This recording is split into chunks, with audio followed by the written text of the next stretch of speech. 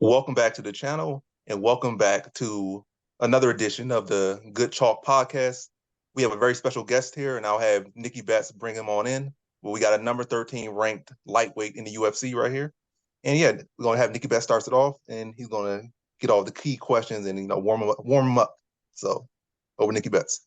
Yeah, man, I can't explain how much this means to me. I met Matt at the Boston Fighter Hotel, and he showed me so much love. He showed up like 7 times because he was just running amok around Boston, having fun. And he definitely acknowledged me a few times, and he even said that he would collaborate. So him to collaborate on our channel is huge, man. Like, I just can't say how grateful I am for you giving us some time, especially you're about to fight very soon and you're about to fight a very difficult opponent, which, like, taking time out of your day to give us time is, I can't thank you enough. Yeah, of course, man. I remember meeting you in Boston. We had a good time out in Boston. That was fun. But yeah, I appreciate you having me on. Of course, of course. So let's dive in. We'll dive into your maybe not your childhood, but just kind of like your growing up. I did, I think it's on this page. I was gonna do an introduction for you, but yeah, you don't need an introduction. So you were raised in Long Island. What was your upbringing like in Long Island?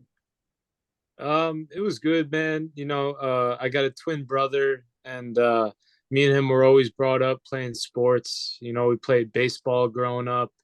Played football.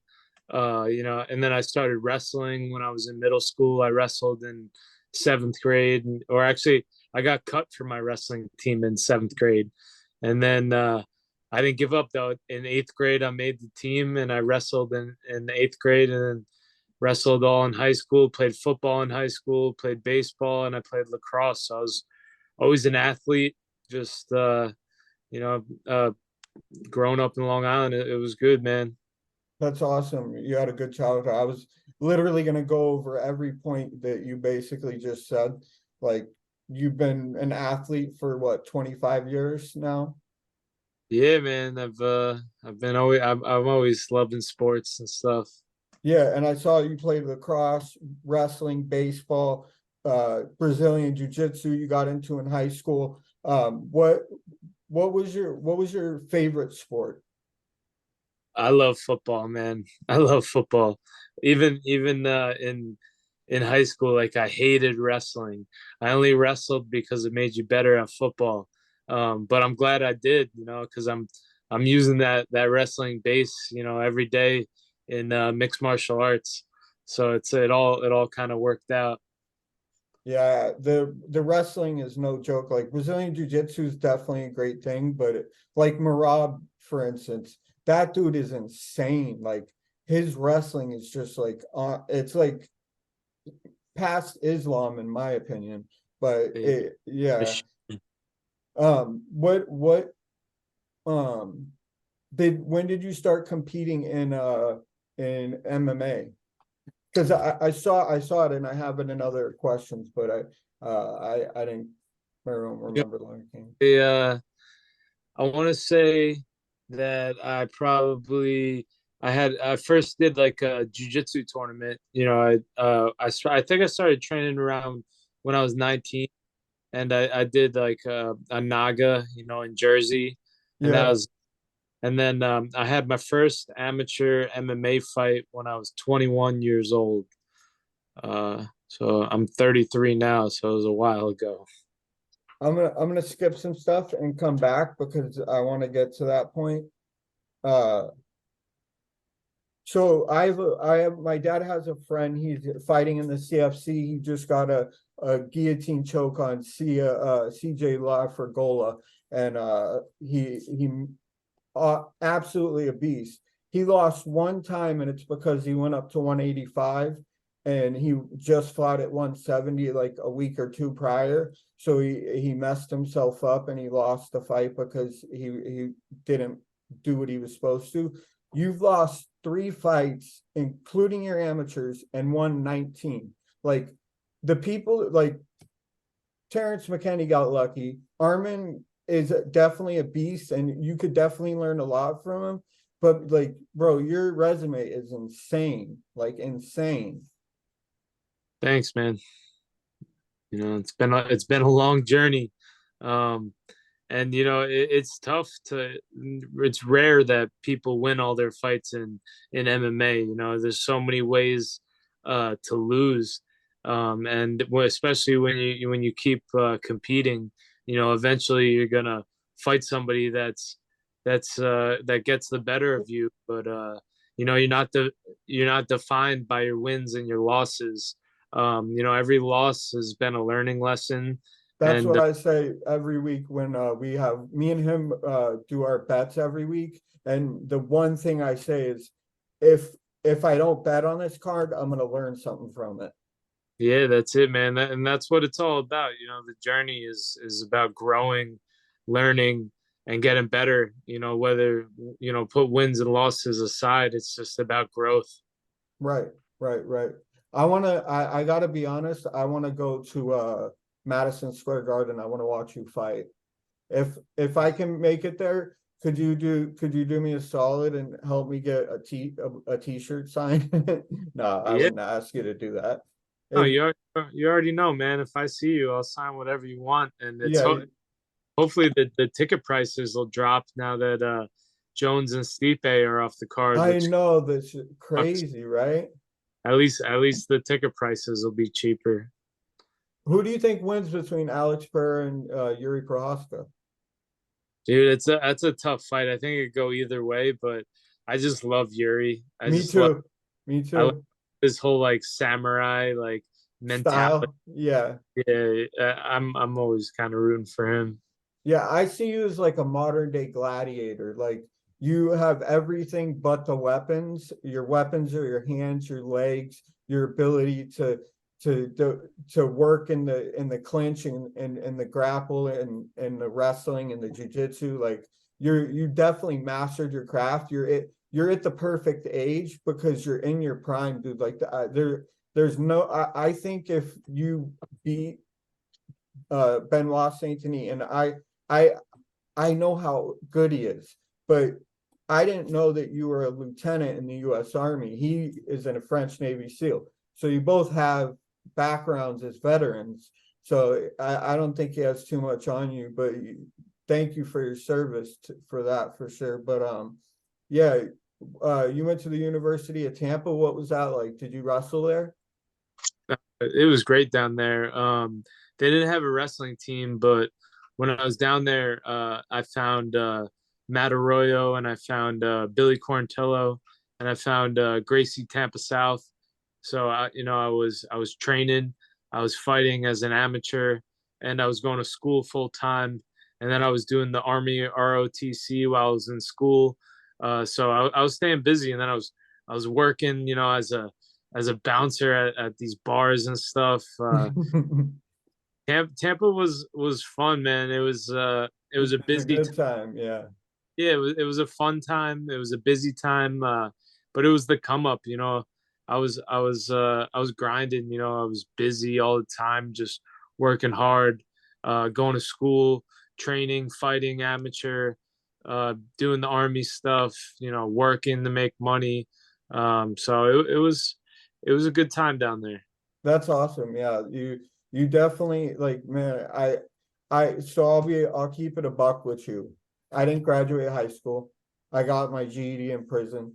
I have been trying to make something of my life for the past 20 years, and to see someone who's done the complete opposite of what I've done, it's so much inspiration to be able to be like, man, that dude can put that much energy into that. I can put that much energy into that. I can do something with it. And that's like the amount, like I started when I started trying to write down all the questions and going through all your stuff, I'm like, this dude just does one thing after another. He never stops moving. He never stops progressing. And that's like the Drew Dober fight was perfect. Like I see you starching what's his name? Benoit Saint Denis the same way. Like just a hit out of nowhere. And like I I got to be honest, I am nervous because I really want you to win. I've become a huge fan of you. I just know that he's really good, and I know that all you have to do is prepare and you'll win. Definitely. Yeah, appreciate it, man. And I appreciate you opening up too. You know, it's all part of your story. You know, we all have our own stories, which, uh, define us to how we got to where we are now. And like I'm sure you learned a lot from your story and got what got you to where you are now. And the same with me, it wasn't all easy for me too. I definitely I messed up a good amount of times. But like I said, like whenever we lose, we learn and we bounce back and we grow from it. And yeah, man, I'm working hard right now. Yeah, you are. I see you in the gym. I'm on your Instagram constantly, just checking, making sure that you're up to date with all your workouts and getting it in. Yeah, I know Benoit's good too, man. Yeah, he's Really definitely good. Yeah. we're fighting freak. He's another warrior, a Right. French. Even Yeah. the one he lost, man, he did not quit once. No. Uh, so it's But like, but but your talent, bro, there's nothing like I love that you're the underdog because I get to bet so much money on you winning. Like, bro, I'm gonna make like at least 15 grand off just betting on you and you solely by yourself. And I know that you're gonna win because you're like I see I like so I struggle with addiction. I won't get it too much into my addiction because I don't want to put too much out there, but like MMA and the UFC have saved my life. You joining me in this this podcast like just shows me that if I stay dedicated, if I do the right things, like good things will happen and good people will come into my life. So I definitely got to thank you for that. And another thing is, I'm sorry. I said, "Amen, brother." Oh yeah, absolutely, absolutely. So I met Matt Serra and Ray Longo. Matt Serra was tired. He wanted to get inside. I didn't want to bug him. But Ray Longo gave me about 10 to 15 seconds of his time. What's it like having a coach like Ray Longo, man? Dude, he's the man. He's the godfather of MMA. He's coached so many champions, just Long Island guys, just like me. And it's just, it means the world that he's taken me as one of his own and trained me. And I put all my trust in him, and he's definitely always led me the right way, and not just in fighting either. In life. He's one of my mentors, and I could talk to him about anything, and he'll always help me. So I'm lucky to have him. Yeah, he seems like he has the biggest heart. He like not only is he the godfather of MMA, but he's the godfather of like the best human being. Like the guy he gave me like 15 seconds of his time, but he in that 15 seconds he looked at me and he's like, "Buddy, just keep doing what you're doing. You'll be happy. You'll succeed." It meant so much to hear him say. So I definitely wanted to ask you what your thoughts are on it. On a different kind of note, would you ever fight a teammate? No, I would never fight a teammate. We bleed together, we sweat together. We cried together. It's like a lot That's of a lot brotherhood, yeah. a lot of these like ATTs or like Kill Cliffs, these big like sponsored gyms, they kind of have people like fly out, travel there to train there, and then they got all these sponsors and stuff, and it's just a bunch of fighters, training under a roof. But that's not our team. We're brothers. We help each other, and we never fight each other. I mean, we fight every day in the gym. You want to watch Right. us? Come gym. You guys love to spar, but would never step in the cage with each other. Too much love, too much respect. That's awesome. That's how I see the team. I didn't know. I know just from what everybody knows, which is Marab won't fight Aljo, and I don't blame them. They're friends. Like why fight someone that you are that close to just for money? Money can come in so many different ways, and like it's just it's it's beautiful to watch a team just really turn into a brotherhood and have someone as strong as Ray Longo and as smart as Matt Serra to guide them. What if you don't mind me asking, what was going on inside your head during the Armin Sarukian fight? I was just that was a crazy week. That was during COVID. I was first time in Abu Dhabi. I was scheduled to fight Atman Azatar, and then Atman like pulls that whole thing where he tried to smuggle a bag in. Gets cut from the UFC. I remember going to weigh-ins or going to face-offs, not even knowing who I was fighting. And then my coach comes up and was like, "Yeah, we're fighting Armin." And I was like, "All right, let's do this." And then I do the face-offs with Armin, and I'm like, "All right, it's fucking go time." And I actually knew Armin. I was out in Thailand at Tiger Muay Thai, How is and it there? I heard it's crazy out there. it's amazing out there. And it was I was out there before Armin was in the UFC, and I sparred around with him. And I remember he hit me with this spinning back kick to the chest, and I was like, "Holy Ooh. shit!" I was like, "This fucking guy's good." And I kind of kept my eye on him ever since then. And once he got into the UFC, I was like, "All right, I know, we're gonna have to fight eventually, because he's gonna be at the top, and I'm gonna be at the top." So and then when I got matched up with him like on one day's notice, uh, I was kind of like I was like, all right, I knew this was gonna happen. It's a little bit sooner than I thought, but I'm ready. And my mindset was just go in there and leave everything I have in the cage, and that's really what my mindset always is. I You have put in the nothing to lose. You know what I mean? If you go in there thinking I need to win, you're gonna lose. And maybe not always, but if you go in there saying I have nothing to lose, let me give it all my all, that's what it looks like when every time I watch you fight, and that's why I bet on you every time. Yeah, man. I train hard, and then I fight hard, and I leave everything I got in that cage, blood, sweat, and tears, as long as I can do that, and give it my all. Whatever happens, I'm gonna be happy with it. I'm gonna drink a beer. I'm gonna eat some food and enjoy my family, my friends afterwards.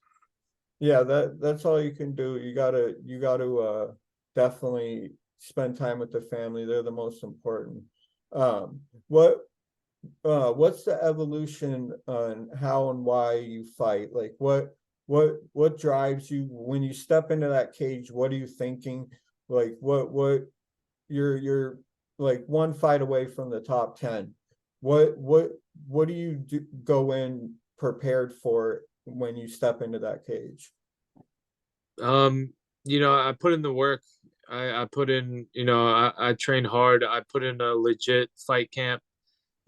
I've had many camps in the past. I write everything down, so I've got like 3 notebooks of every fight camp I've ever done written down.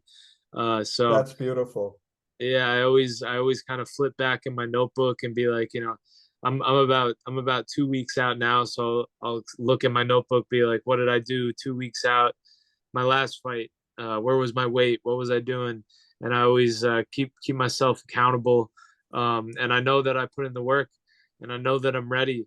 So then when I step in the cage, I just I trust my training, I trust my instincts, and I fight hard. And you have a great corner. Every time you step out of the corner, you it looks like you evolved as a human being because you've listened to everything that your coaches had to say, and I can see that just by your behavior. And you listen. I don't. How's it? I'll just keep it brief. How can you hear your coaches with all the yelling? Because when I was in Boston, like I couldn't imagine being 2 inches from the cage and hearing anything. Yeah, yeah, it is tough. I'm so dialed in and focused, on my opponent, but I do hear my coaches, and I do hear the crowd, and I'm ready. I've got Longo always watches all my sparring and always coaches me during the sparring, so I kind of hear the same stuff. Um, yeah. I made a pact. If I ever win the lottery, I'm gonna buy Ray Longo, and I'm gonna buy who's Chito Vera's coach? I forget his name. You know, Jake Frillo.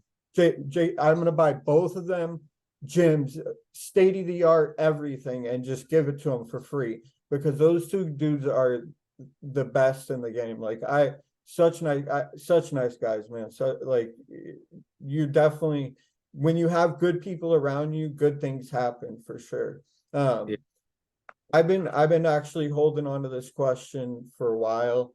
Ever since the fight was announced, saw it on Twitter. I didn't want to like blow your Twitter, I mean your Instagram up, but like I can't help but comment because I'm so excited. I obviously, you can't tell us, your game plan. I don't want to hear that. I want you to do whatever you're going to do. But how do you think you beat Benoit Saint Denis on November 11th? Dude, I know I can knock him out. I know I can knock him out. That's the truth. That's the truth. Yeah, yeah. I know I could submit him. A lot of people forget about my jujitsu and my wrestling, and then I know I could TKO him. I want to do is I want to finish him. Every time I fight for finishes. Um, Those and bonuses, you deserve them. That's what I'm saying, man. I think you deserve right now a main card right after this fight. So they need to give you a 5-round main card with Paddy Pimblett. That's what I was thinking of. So you could whoop his ass real quick, because he deserves an ass whooping, not because he's on your level, but just because you would toy with him until he quit, and it would be beautiful, but the UFC would never allow it. But yeah. who do you want after Benoit when you win? I'm saying you're gonna win. We'll see. I'm pretty focused on the task at hand, but I do I want to move up. I think I go out there and I knock out Benoit.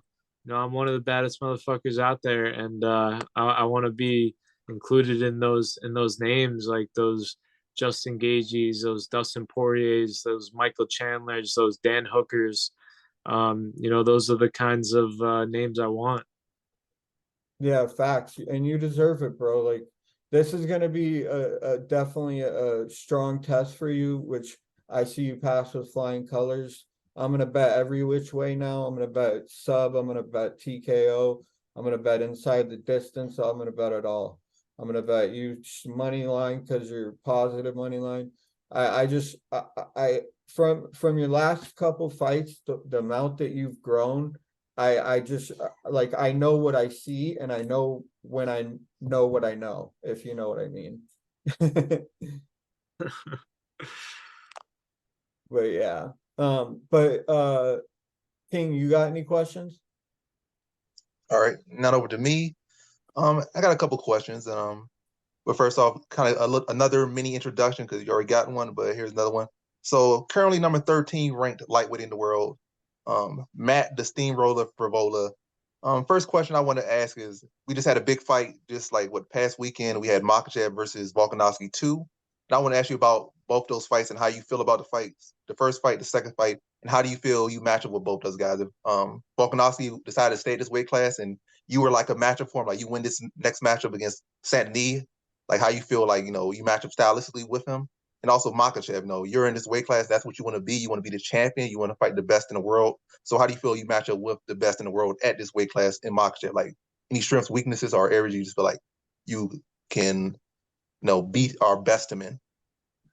Yeah, Ex- that fight was Exploit. that fight was crazy. The first fight was even more crazy. And Volk is just a gangster for taking that fight on 11 days notice. I would have liked to see the rematch when Volk would have had a full camp, because I don't think that would have happened if Volk had a full camp. But you got to give it to Makachev.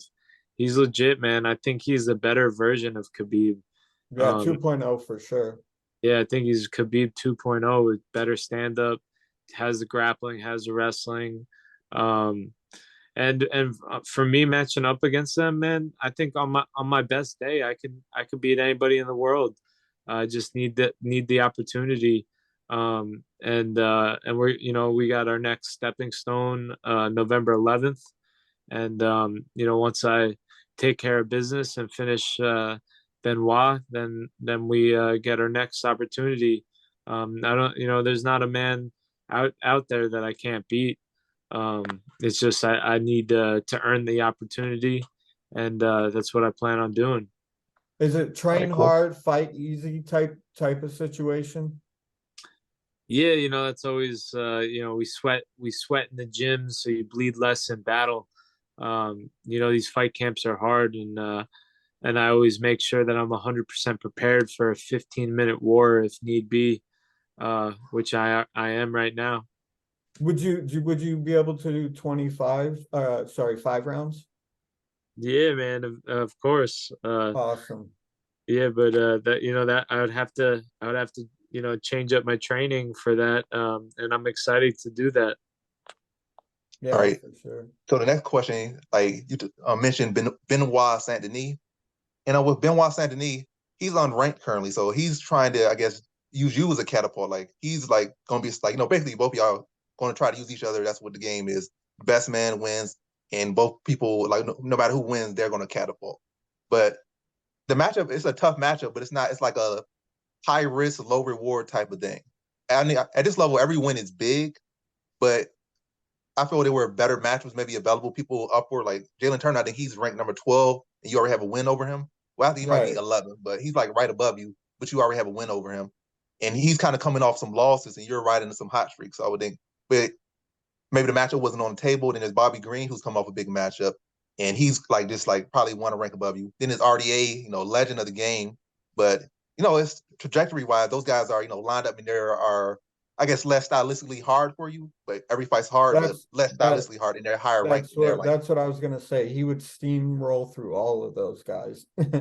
Just straight up. Yeah, I mean, honestly, I don't care about rankings. I don't care about any of that. This fight excites me, just because I know how good he is. I don't care that he's not ranked. I know how good he is, how much of a challenge he is, and I respect his skills, and I want to go in there and test myself against the toughest guys possible, and I think he's one of them. He's got a lot of hype right now. A lot of people think he's a potential champion one day, and he's got a 4 fight finishing streak, which excites me as well, and that's what I'm looking at now. I'm looking for fights that really excite me, and as long as we keep winning, we're gonna be where I want to be eventually.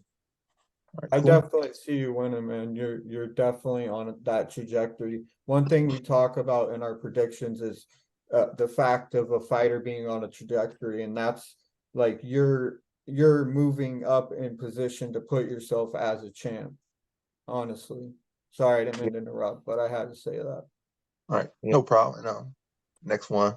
So we all been hearing the news about USADA leaving, I guess January 2024. What are your thoughts on that? I know when USADA left before, the shakeup had shifted. It was I'm not gonna say no name, not gonna say no countries or nothing, but it definitely was a shift in a lot of different champions leaving. It was a different change. I mean, also, wrestlers weren't as successful later in their lives because you saw a lot of wrestlers kind of being good, actually kind of peaking like at 35, 36. But when USADA came in, as heavy as they did, wrestlers started to kind of lose their wrestling cardio around 33, 34, 35. Is like in the past, no, I'm just saying it was a shift. So you think that's going to affect your game as far as like fighters coming in, maybe trying to play the PED, like the PED game a little bit harder now, coming in juiced up, coming in like cutting the weight and being like 6'5" at lightweight, or you feel like no matter how tall they are, no matter how much they're drugging, you're going to knock them down regardless. Drugging or not, you're going to knock them down. Yeah, man. I mean, I was disappointed when I heard USADA was leaving. I thought USADA did a great job in legitimizing the sport and cleaning it up, and getting the cheaters, catching the cheaters, and Punishing them.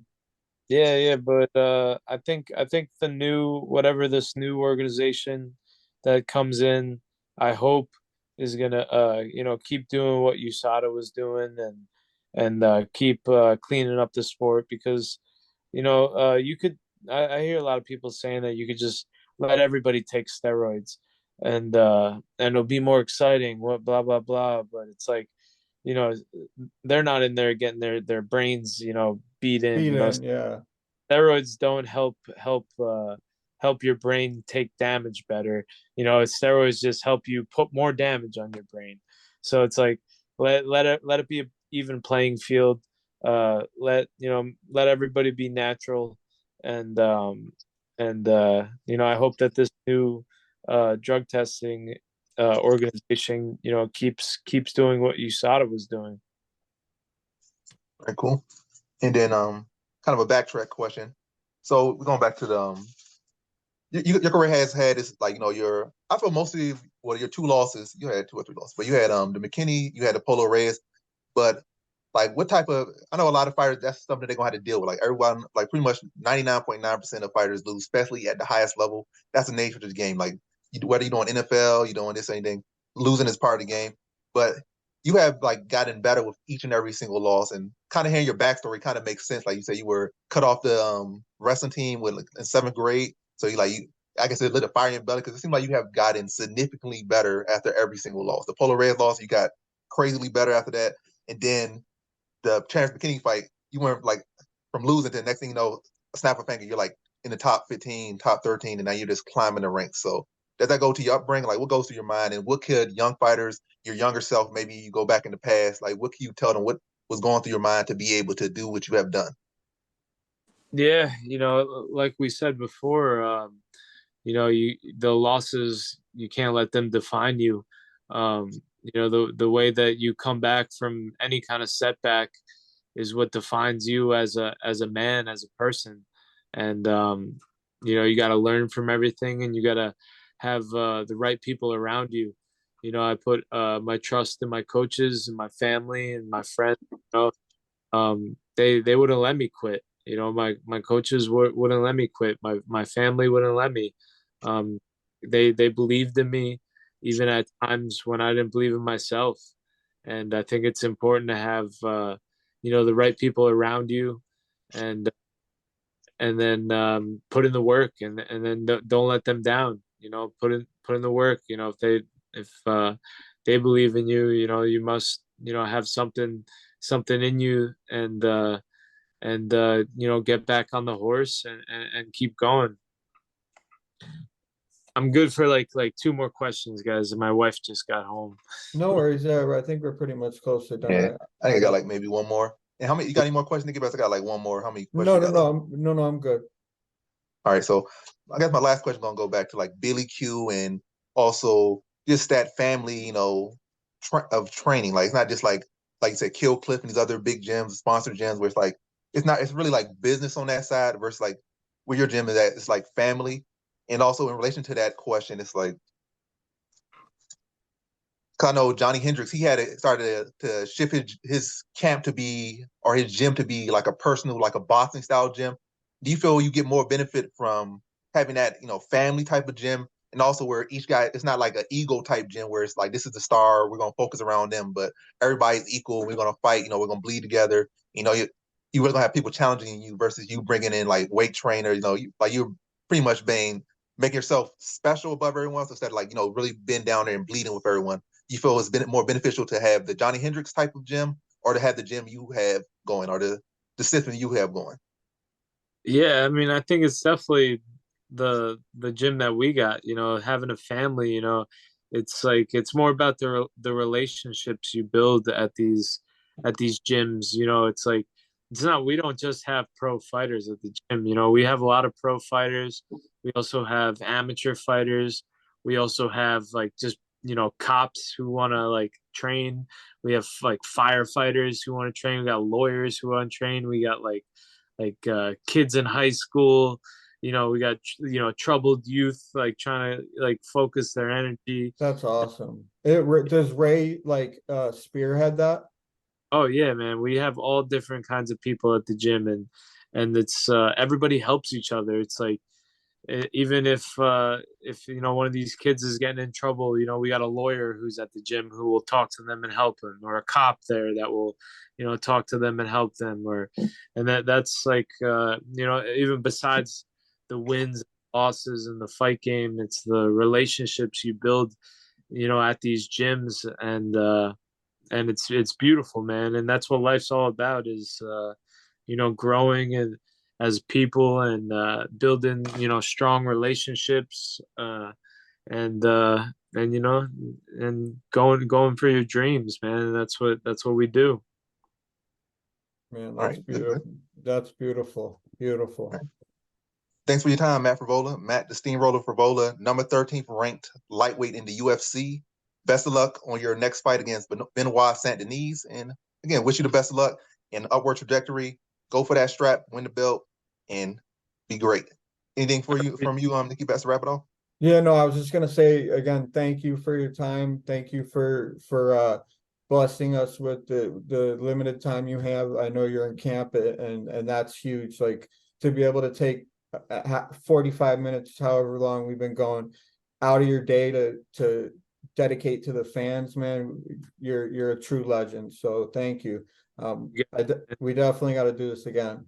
Yeah, no doubt. After I get this win, we'll talk again. Nikki, it was nice to see you again, bro. Hopefully, I see you guys out in New York City, man. If you're coming out to the fight, hit me up. I am. I will. Peace. Have a good night, guys. You too. Recording. Welcome back to the channel, and welcome back to